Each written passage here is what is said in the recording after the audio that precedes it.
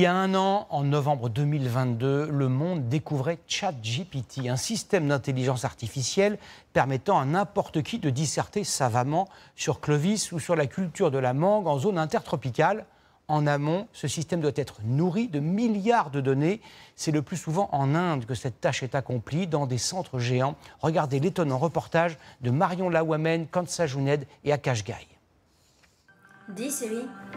Assistants vocaux, voitures autonomes, reconnaissance faciale ou encore ChatGPT. Dans l'ombre de ces intelligences artificielles, des milliers de petites mains nourrissent leurs algorithmes. La plupart se trouvent en Inde. Dans cette entreprise de la capitale, ces 1500 employés sont ce qu'on appelle les annotateurs de données. Sur des centaines d'images, Monu Kumar va détourer des milliers de grenades. Je démarque les contours de la grenade avec précision.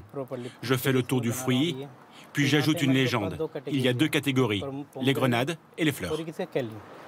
Concrètement, il apprend à un système à reconnaître les fruits. Ces données vont permettre aux ingénieurs de développer une intelligence artificielle qui sera implantée dans un robot capable de reconnaître et de récolter les grenades mûres lui-même. Il faut identifier seulement les fruits mûrs. Les fruits verts, on ne les touche pas.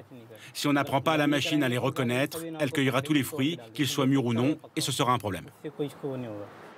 Photos de champs, de trafic routier, imagerie médicale, toutes sortes de documents sont traités, même des fichiers audio.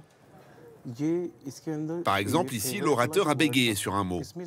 Donc je vais rajouter cette hésitation, car je dois exactement écrire ce que dit l'orateur. Ça va permettre d'améliorer la génération automatique de sous-titres.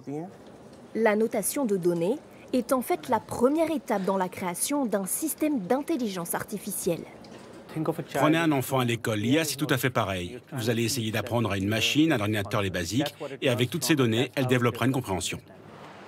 Pour qu'un système soit performant, il faut un maximum de données, donc une armée d'annotateurs. C'est pourquoi ce service est délocalisé dans les pays où la main-d'œuvre est la moins chère. Ce sont pour la plupart des étudiants.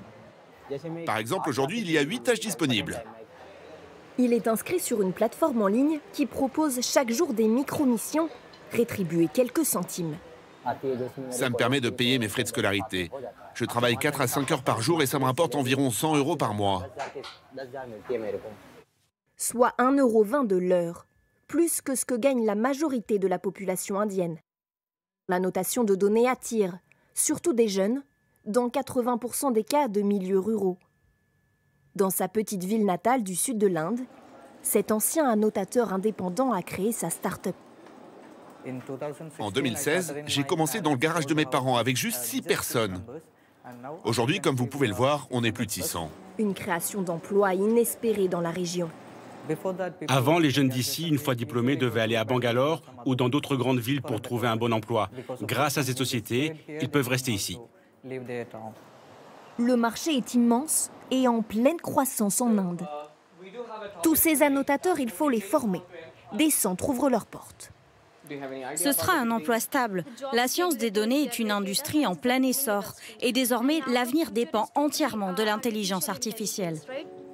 En Inde, le nombre d'entreprises d'annotation de données devrait doubler d'ici 2028 et employer 1 million de personnes.